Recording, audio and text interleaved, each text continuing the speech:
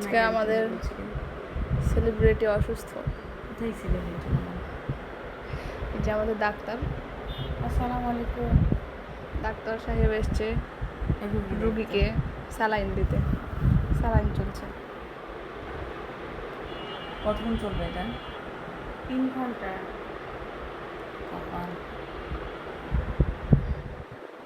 কয়টা বাজছে এখন? 3 ঘন্টা ঘন 4টা বাজছে।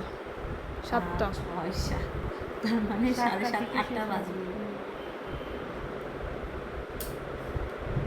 সমস্যা শরীর ঠিক হয়ে যাবে। আরে ঠিক হওয়ার কথা বাদ দাও, যখন এটা তুমি আমাকে শুনতে দিচ্ছ আমার আমি জীবনেও বলবো না। মানে আমি এতটা দিন ভর্তি ছিলাম তখন আমার এরকম কষ্ট, কিন্তু আজ অনেক দিন পর দিন না বছর। কেন কয়েকদিন আগে শুনলাম যে তুমি লাগাইছিল সারা অসুস্থ সেটা হয়ে আগে গেছিল। না, হ্যাঁ এই তো ঈদের সময় বাথরুম হলো না আমার, ডায়রিয়া হয়ে গেছিল যখন, তখন কে লাগাইছিল এসে? মাদারল্যান্ড থেকে।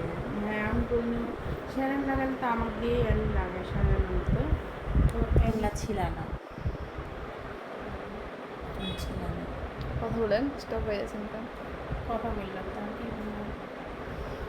আমার রোগীরা এখন সুস্থ বাড়ি হলে চলে যাবো। আলহামদুলিল্লাহ আমরা ভালো থাকবো, সবাই মিলে পিকনিকে যেতে পারবো। আল্লাহ বছরকার দিন এভাবে অসুস্থ হয়ে থাকলে তো ভালো লাগবে না, তাই না? আমরা সামনের সপ্তাহে ইনশাআল্লাহ কোথায় যাব? তুমি বলো। পিকনিকে যাব।